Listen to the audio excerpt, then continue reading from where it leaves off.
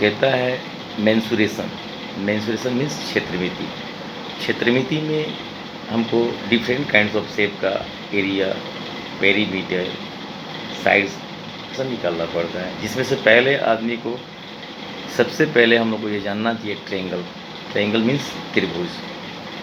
क्योंकि English medium में हम लोग पढ़ाते हैं तो ट्रायंगल इंग्लिश में लेना पड़ेगा। हिंदी जानने की कोशिश कीजिए, क्योंकि एक्चुअल में होता क्या है कि बेस जो होता है ना, हम लोग की भाषा लैंग्वेज जो है वह हमारी भाषा रही हिंदी, और हिंदी से हम लोग इसको अडॉप्ट कर रहे हैं इंग्लिश को। इसलिए कोशिश करना चाहिए each and every absence will have to try to learn, ठीक है, इंग्लिश विथ हिंदी और हिंदी विथ इंग्लिश, यानी हिंदी से अंग्रेजी में और अंग्रेजी से हिंदी में जाने। इसलिए हम लोग जाने ट्रायंगल। और ट्रायंगल क्या है? ट्रायंगल के बारे में कहा जाता है कि सबसे पहले हम ये फिगर ड्रॉ करेंगे, जिसमें देखेंगे क्या कि हमारा फिगर ये बता रहा है ए बी सी, यानी हमारा ये कह रहा है कि that shape has 3 sides, 3 angles, 3 vertices, यानी कहता है 3 भुजाएं हैं, 3 कोण हैं, ठीक ना, और 3 सीट्स हैं।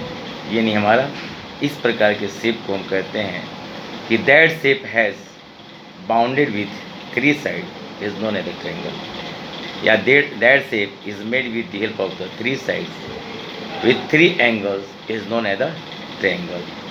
कहा जाता है ट्रायंगल क्या है? Triangle that shape is made with the help of with the help of 3 sides, 3 भुजाएं, 3 sides,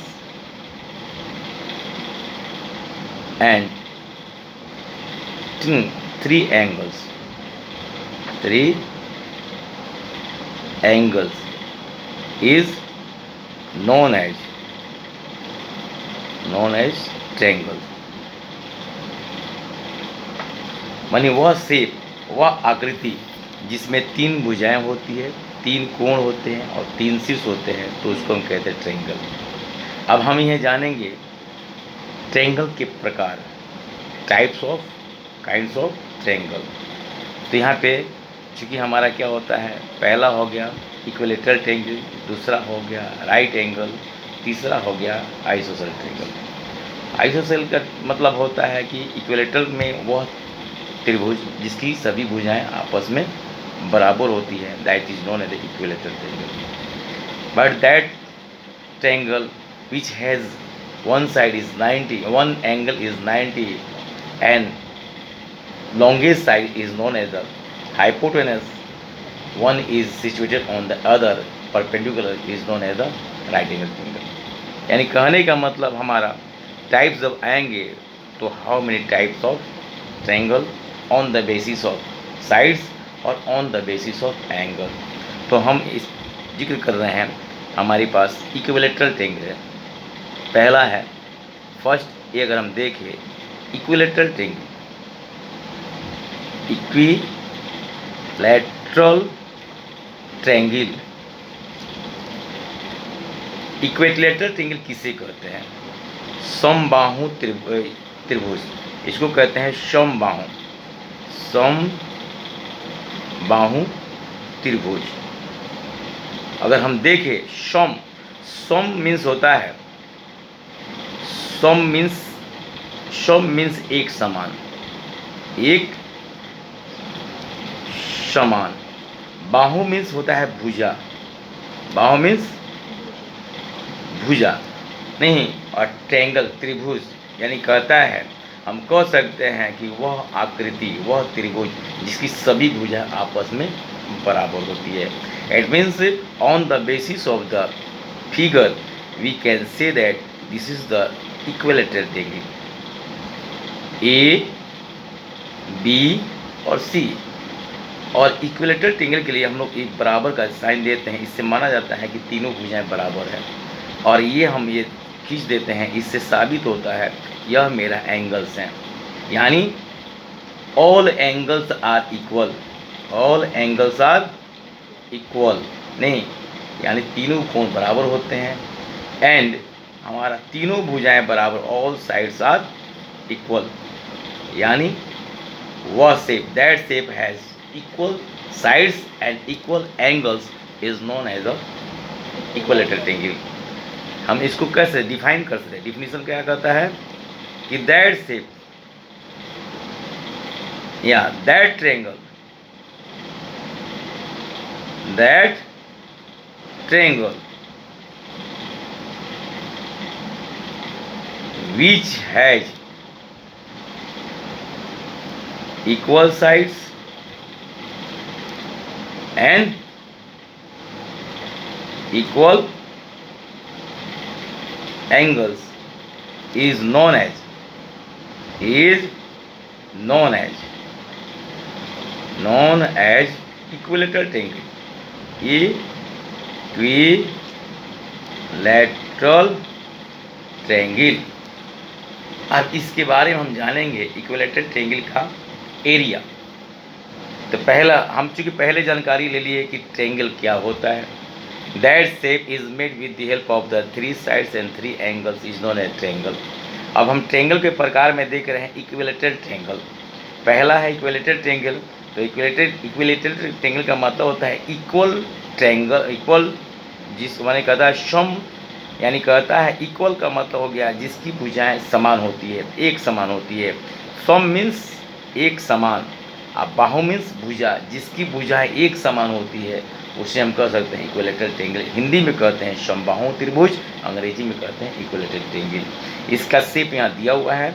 इस शेप की पहचान होती है कि मेरे पास यहाँ ए बी सी दिया हुआ है और ये भुजाएं, ये तीनों भुजाएं हमारी बराबर है का साइन दिया गया है, एंगल भी हमारे बराबर हैं। और अगर हम एंगल को निकालना चाहेंगे तो आगे हम निकाल लेंगे कि what is the value of each angles.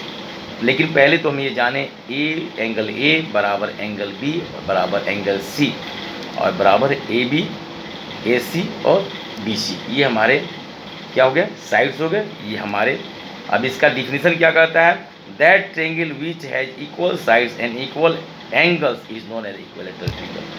अगर हम जानना चाहते हैं what is the value of, what is the value of, अगर हम जाने कि what is the value of the each angle of equilateral triangle, तो हम यहाँ लेट कर देते हैं। लेट मान लीजिए कि हम मान लेते हैं कि एंगल ए बराबर एंगल बी बराबर एंगल सी बराबर एक्स मान लेते हैं। और we know that, we proof लिखते हैं, इसको प्रूफ हम कर देते हैं, नहीं ये प्रूफ हमारा है।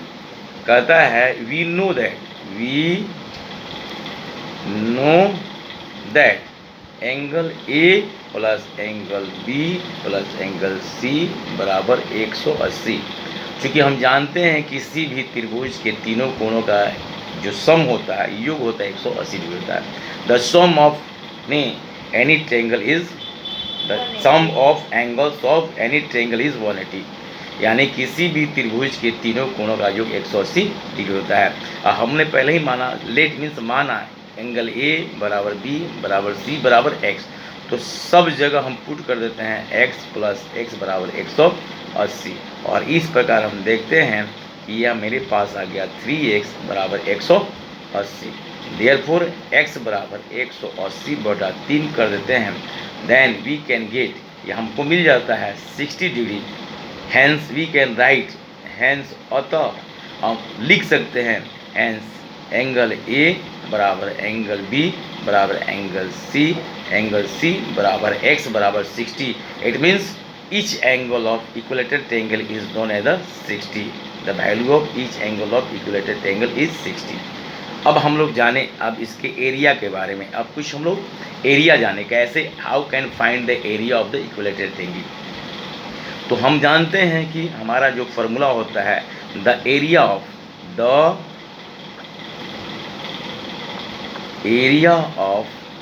An equilateral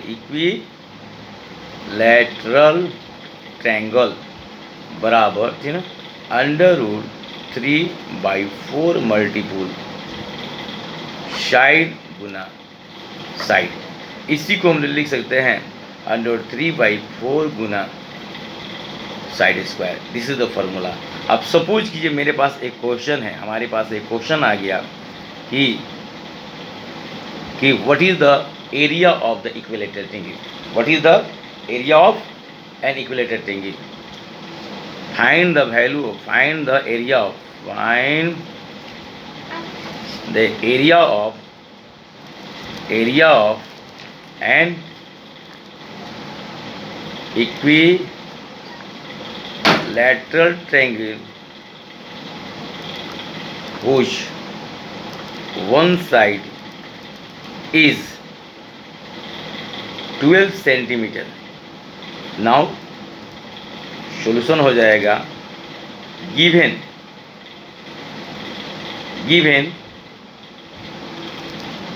one side of an equilateral triangle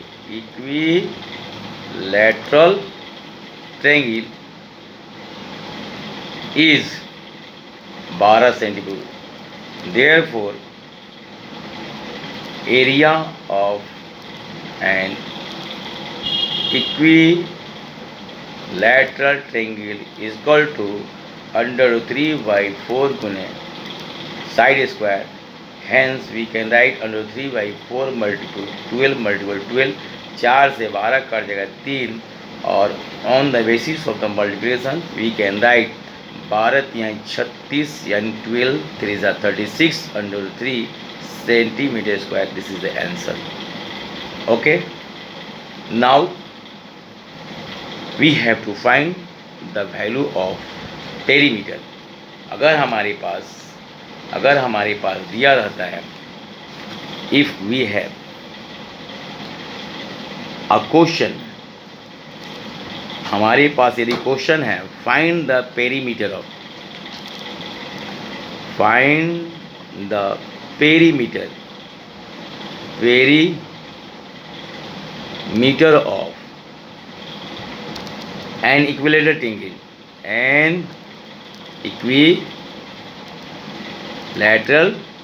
triangle,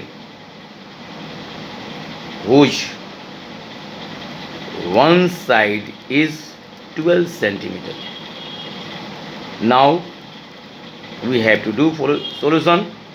It means give, first of all हमको लिखना पड़ेगा कि given side is equal to 12 centimetre. Therefore formula हमको जानना चाहिए what is the perimeter of the equilateral triangle। लिखा जाएगा the perimeter of the, है ना, पेरीमीटर ऑफ, है ना, यानी हमारा हो गया the sum of boundary, the sum of sides, the perimeter of an equilateral triangle is equal to 3 multiple sides। Therefore 3 multiple ये हो जाएगा, one side is given 12, therefore we can write 36 centimetre. Otherwise हम second method से निकालना चाहे तो हम second method निकालने के लिए हम अप्लाई कर सकते हैं। सबसे पहले हम ड्रॉ कर ले फिगर हम ड्रॉ कर लेते हैं, इसका नामकरण कर देते हैं, नॉमेनक्लेचर में चले जाते हैं, यानी हमारा ये नामकरण हो गया। इसका साइड 12 सेंटीमीटर है, इसकी भी साइड 12 सेंटीमीटर और इसकी भी साइड 12 सेंटीमीटर। तो हम लिखेंगे सॉल्यूशन करते समय, गिवन AB बराबर AC बराबर BC बराबर 12 सेंटीमीटर। देयरफॉर नहीं, पेरीमीटर बराबर हो जाएगा AB plus AC plus BC, नहीं, now we can put the value 12 centimetre 12 यानी 12 3 36, 12 3 36 सेंटीमीटर। This is answer. और यह मेरा हुआ perimeter of an equilateral triangle, यानी इक्विलेटरल ट्रायंगल का जो सम है तीनों साइड को जोड़ने के बाद में उसका बाउंड्री निकल जाता है। इस तरह हम निकालेंगे। Now next question I am saying you have to write. हम अगला क्वेश्चन बोल रहे हैं, आपको ये क्या करना है, अगले क्वेश्चन को नोट करना है और on the basis of this we can find the value of